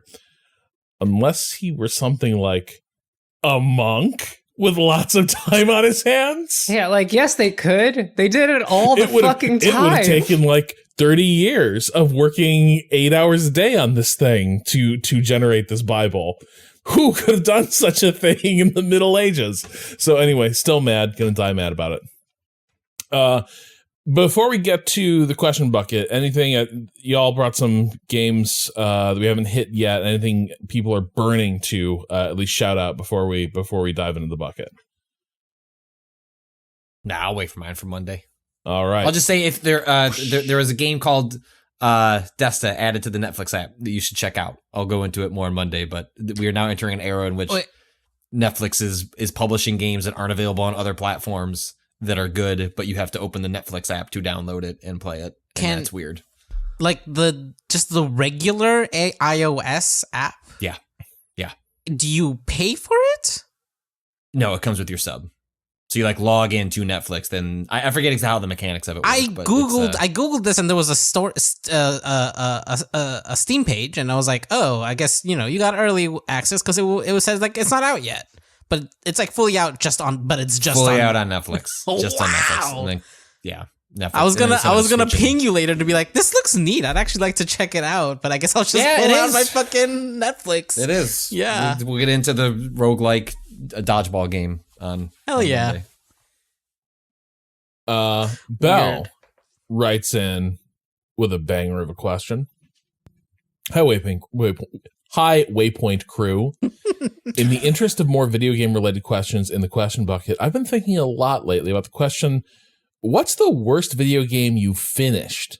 For me, last year when Metroid Dread came out, I saw a lot of people trying to rehabilitate Other M's image, saying it wasn't that bad. And it was actually a really great Metroid game. I was skeptical. It's a lie. So I decided to give it a try. And let me tell you, it 100% deserves the reputation it has. Of course, we all know how terrible the writing is, how it infantilizes Samus and removes any agency she might have had, how her personality can be Samus. Seamus, my favorite Nintendo character. Oh, Seamus. Seamus Aaron. And it removes any agency she might have had, how her personality can be entirely summed up as baby, and how Adam decides you're too weak to do the final level of the game and goes to do it for you. What I didn't expect is just how terribly the game actually plays out. It's quite possibly has the worst control scheme of any game I've ever played. It's extremely linear, yet somehow simultaneously, I often found myself stuck and unsure where the game wanted me to go or what to do to progress. And the combat oscillates between mindless and frustratingly difficult with little to no room in between. And yet, due to some sense to see it through, to really understand the whole game, I pushed myself to finish it. It was not worth doing, and I can say with certainty that it's the worst game I've ever finished. So, Waypointers, what's the worst game that you've ever seen the end of, to understand it out of a sense of obligation, out of pure spite, or for any other reason? Bell. Destiny 1. Whoa, we're going right there. Wait, how is that your answer, but also a burning love was kindled within you? Because I don't finish games that I don't like normally, but Destiny felt good enough that it carried me through just on the gunplay and just on how fun it was to shoot those guns. And it was bad. The campaign of Destiny 1 was fucking horrible. It's not worth playing ever, even though if you wanted to, you could boot up a PS3. There's no need. There are things later in Destiny 1 that were actually good. There were some expansions that were really interesting. The base campaign is absolute trash, and I finished it mostly just because that's how you got through and leveled things up. And it wasn't even 2 level up. It was just I enjoy playing this game. Let's see where it goes. And it just went nowhere. Total bust. Yeah, this is why it had that reputation. And then, a few weeks into the game after everyone had finished the campaign or decided to not finish the campaign because it was bad, the raid came out, and that's truly the only thing that kept me back on. I was like, oh, they're doing something special with those. And I was like, well, I'll stick around for the mechanical part of this, and also I'll read all of the grimoire. Yeah. Right. The only parts that had any good writing in them, really. But as far as the base campaign of Destiny 1 goes, that has definitely got to be the worst thing that I ever played to completion, because usually when it's something is bad, I will simply not finish it. I will, I eject quick, honestly. Sometimes maybe too quick. I don't know. I just don't have a lot of patience with poor starts, unless someone says no, but it's amazing, truly amazing after.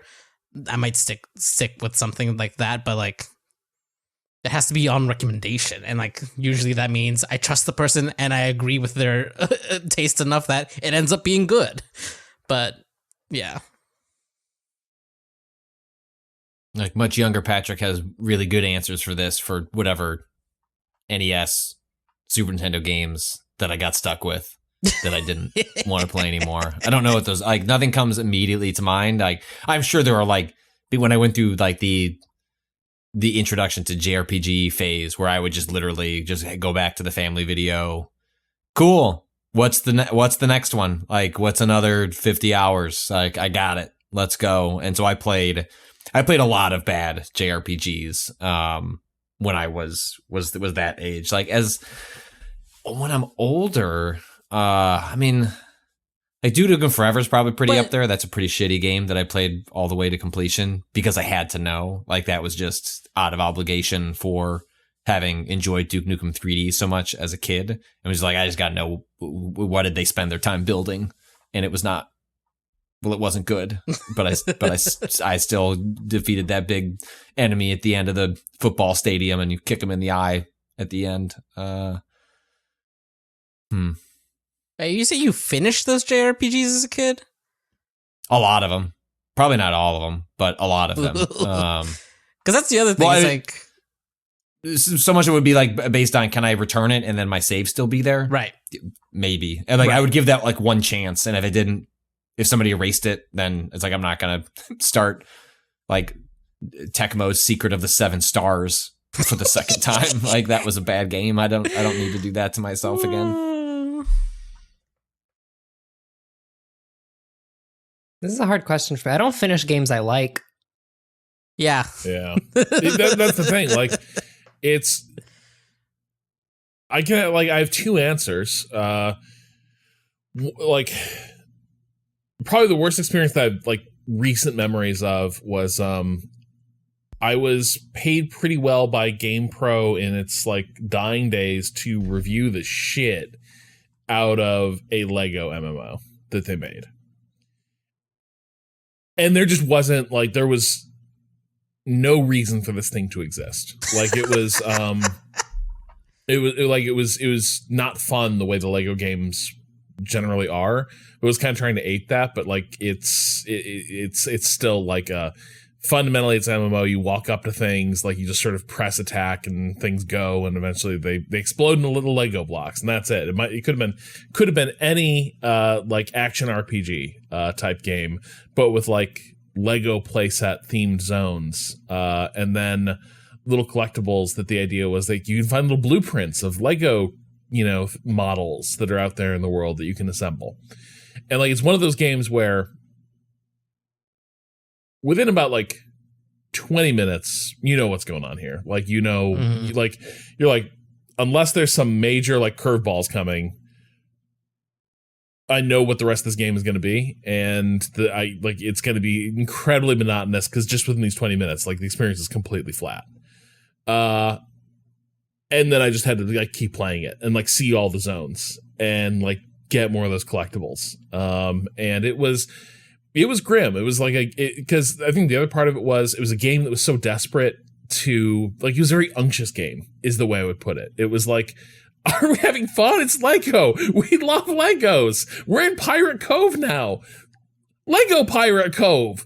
Quick, go into the pirate castle and bash the cannon till it explodes apart. And it was like, but it's just an incredibly like joyless experience because there's not a single interesting mechanic going on. There's like, it doesn't feel good, but it doesn't feel like anything.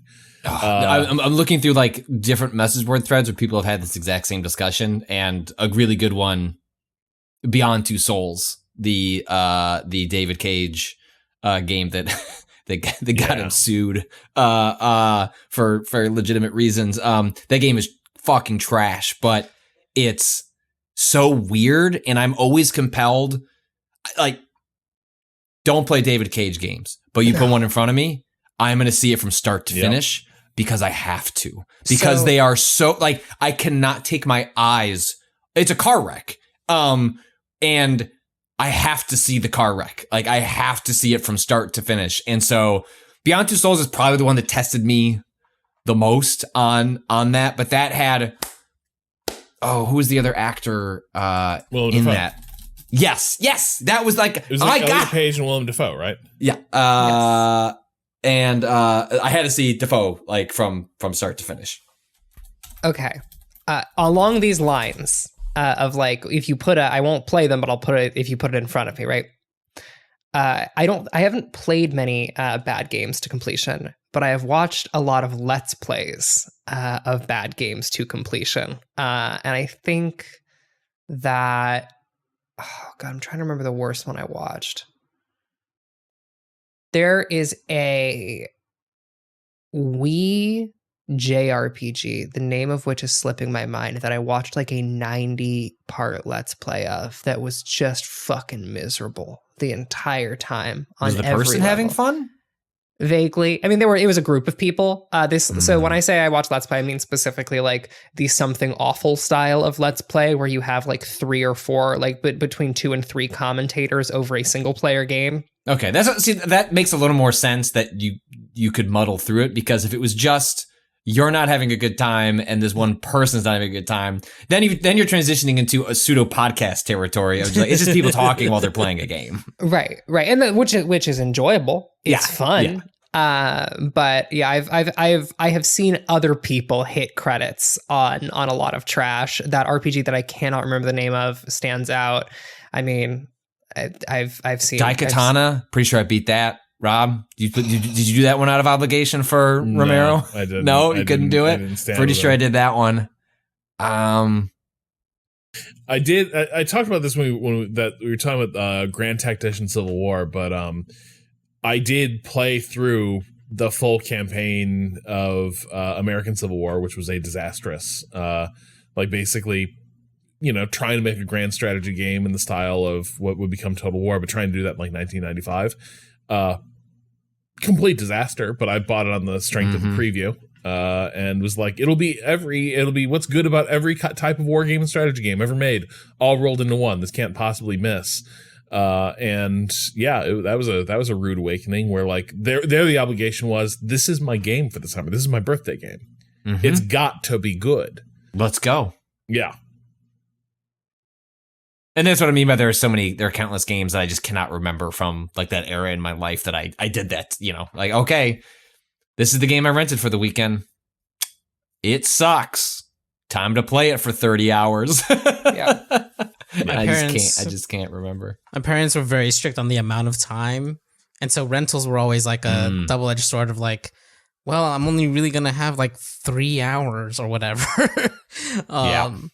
So the only things I ever played to like full completion as a child were definitely things that I got for Christmas and birthday. Like, because the rentals were like, I don't know, it'll be fun for a little bit, but I'm not going to get through it ever.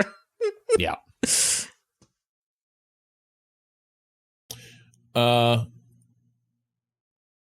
Watch Dogs also beat that. Didn't need to do that. No. But you know what? It was set in Chicago. What am I supposed to do? Nestled in the mountains of the Midwest. Oh my God! Don't get me started on the geography of that game. But that's when I finished. I finished because it was just so novel that that game was set in a city I was at least familiar with. It doesn't get much more like You're Dragging My Hometown than like they're like, you just need a better skybox. Sorry, your city's hideous. Like, this is like, damn, you live like this? Did you know there's farmland just right outside of the downtown? Watch Dogs does. God, what a weird game. All right, so this is a fun story. Stephen from Dublin, Ireland writes, "Hi all, the recent podcast discussions about Warhammer reminded me of my trip to Warhammer World in Nottingham, England a few years ago, and how it led to one of the most video games and real life experiences I've ever had. I'm a lapsed Warhammer fan, having had a brief but formative 40k phase when I was around 11 years old. It lasted until I was about 13 years old. So while my Warhammer days are 2 decades behind me, I do have a lingering affection for it and couldn't resist when I was visiting a friend in Nottingham, the home of Games Workshop, and they suggested we visit the flagship Warhammer World Museum and Store. The museum itself is a pretty impressive thing, full of extravagant, detail-rich dioramas of various scenarios and characters from throughout Warhammer lore. But the real treasure was one particular cavernous room containing the museum's centerpiece exhibit, the Battle for Angelus Prime, the self-described largest display board Games Workshop has ever created. This is a huge battle scene featuring thousands of miniatures. It's a real spectacle, with viewers able to walk freely around the perimeter and elevated areas of the room so you can look at this extraordinary battle scene from above. But what caught our attention and consumed our attention was the Great Assassin Hunt, a hidden object challenge within the display. Basically, there's a single assassin miniature hidden somewhere in the sprawling scene. It's moved regularly by staff, and the first person to spot it gets an assassin mini of their own to take home. Suffice to say, we spent upwards of an hour searching the diorama for the assassin as we were determined to leave with a miniature of our own. It was incredibly compelling, scanning this massive expanse for one solitary figure. Alas, we had no joy. Talking to the staff afterwards, they claimed that the assassin is often only spotted weeks after it was moved to a particular spot. This sounds preposterous, but after spending too much time staring at the display, I'm inclined to believe that this is possible, or at least a clever myth designed to have visitors appreciate the grandeur of the battle for Angelus Prime in all its detail. What struck me about this particular experience was how much it reminded me of a certain feeling in video games when you're walking around hoping for the RNG gods to be in your favor so you get the one last item you need, or searching for the final collectible across a particular map when you're increasingly convinced you've searched every possible location for the thing. Have any of you had such an experience in real life? Many thanks for indulging this anecdote, and long may you all slurp from the question bucket. This display sounds awesome. Yeah, almost as cool as those dioramas from the Halo 3 campaign. One of my favorite places to go when I was in the mall that we grew up next to was to go to the Games Workshop shop, not because I was at all interested in like doing my own miniatures, but just they had the sprawling tabletops that you could just sit and like play with all the little toys, and so that was next to the Sbarro, and so we would get our shitty pizza and then put our greasy teenage hands on the on the miniatures. They would let you touch them? They had ones that were like clearly meant for like people to fuck around with. Yeah.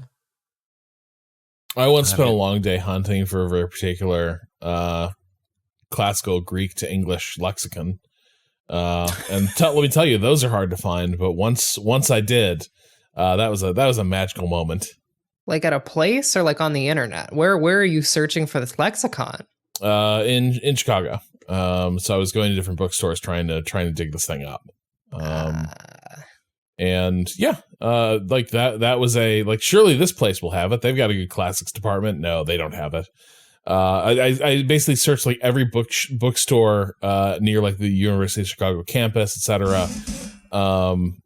Yeah, and then of course, of all places, the last place I looked toward the end of that day was on Michigan Avenue. I want to say I went to the Borders on Michigan Avenue, and of course they just had it. They just had it. Incredible. Like it had been through like 4 or 5 like specialty academic bookstores that were packed with like stuff, and then Borders just, we didn't know how good we had it. Basically, Borders. Wow. Borders. Wow. Go ahead. I was just gonna say, I feel like I've done this a few times for like games, but I can't remember any specific ones. But like, basically, it would be like hit up all the stores at the mall that would have them. The EB games would always be out first, obviously, because that's where all the gamers went. But then there's like other places that just carry video games, and you just like see which one. But like sometimes it would like take like, all right, I'm hopping like 4 different stores until I could find one that actually carries the thing that I'm looking for. I feel like that's the closest time that it's been to like, well, I'm just hoping. I'm like not even looking into like, I'm not calling people because it's all within walking distance. You kind of make you make a day of it. That was the Home Depot skeleton. Right, That took me a full 3 years of just I could just walk in and see if they cross have it. my fingers. I mean, it was funny because they, as we have been recording, Home Depot put up a bunch more that you could order online. Those poor motherfuckers aren't going to get it till end of October. Wow. So I mean, that's unfortunate, but fortunately, your own Jackson Bones can be up all year long, like mine will be. Or as I break to each of my neighbors who ask, "Where are you going to put that?" Well, we're lucky we don't have an HOA because no one can tell me what to do with that skeleton. But it was truly like I like the day that I ran into that one was just, all right, well, it's a Friday, it's 11 a.m. I'll just walk in.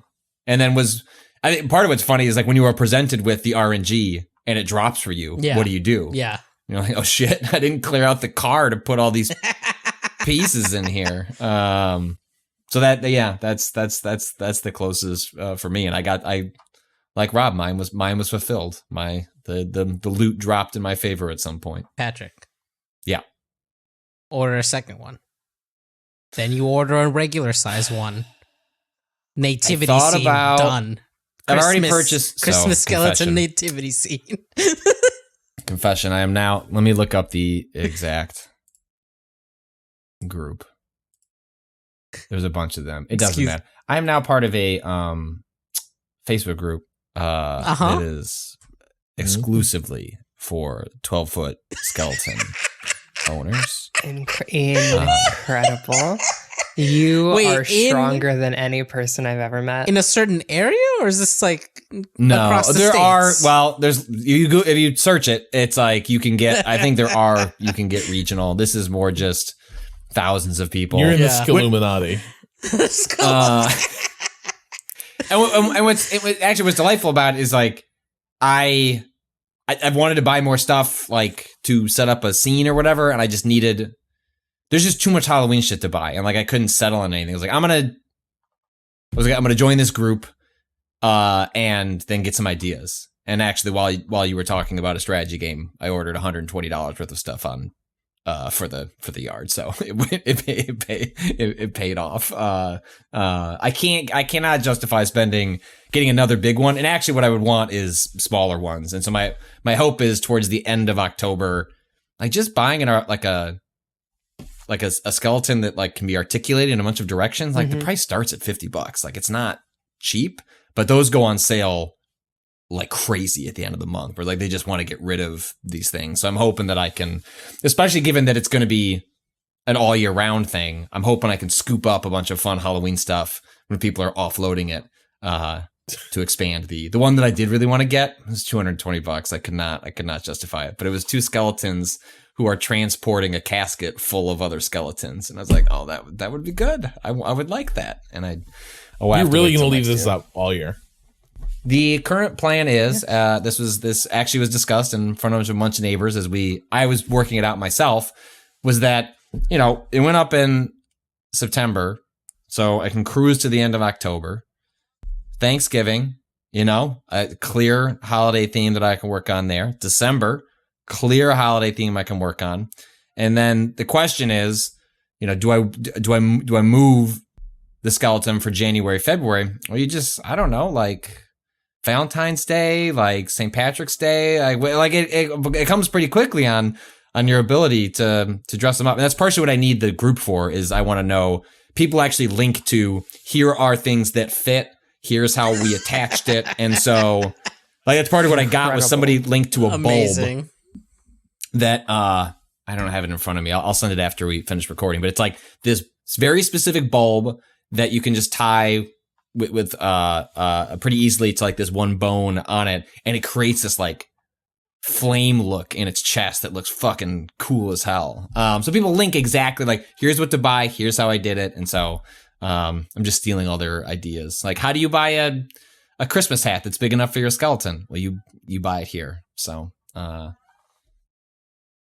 there I go. Man, some novelty shop owners will be making bank off that group. They're infiltrated. Like, I just 100%. Good news, gang! I happen to find another place that sources these giant novelty. This very cool Etsy shop just seems to be making. I found 10 cool capes. 10-foot cool capes. You can get them. You can get them right here.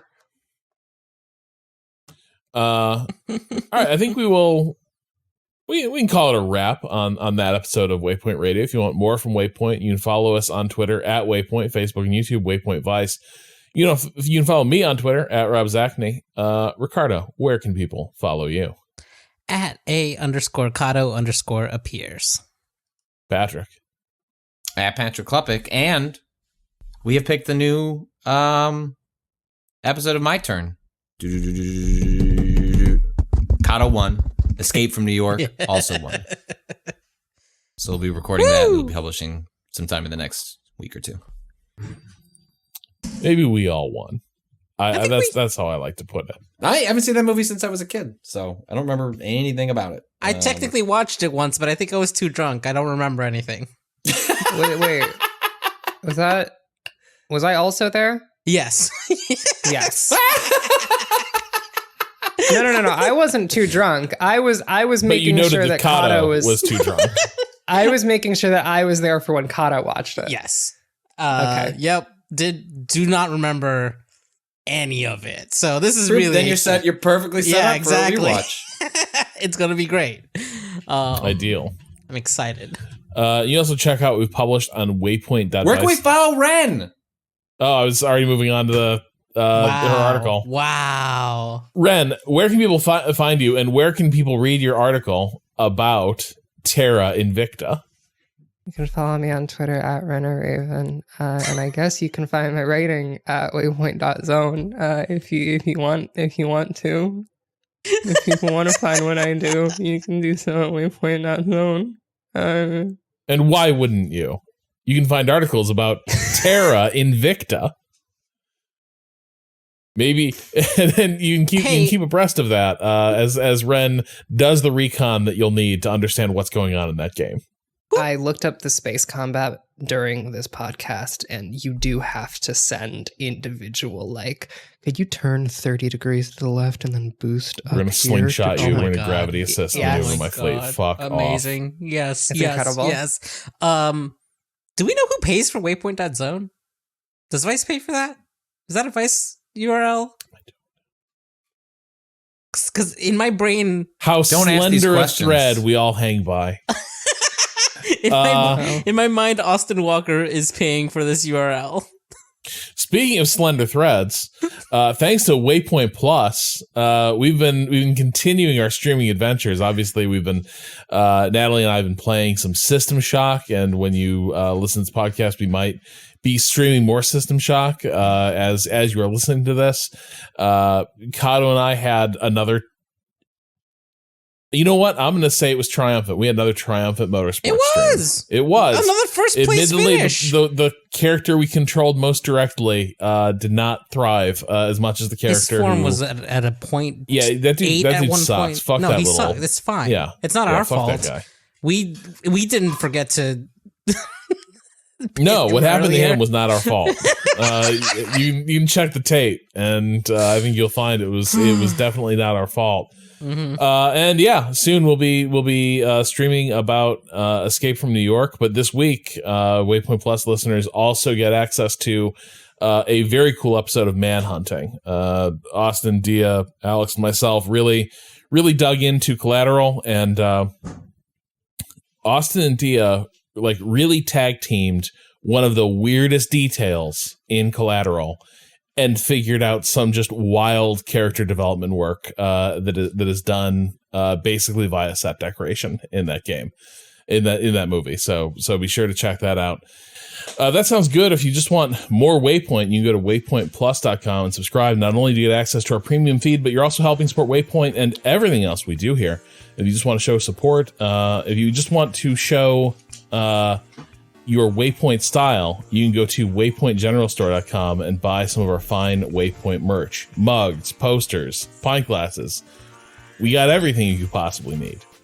Our theme music is by Bowen. The track is Miss You off the EP Pale Machine. Learn more at waypoint.zone/BOEN. For now, we are calling time on this week. We'll talk to you again next week. Until then, fuck capitalism. Go home.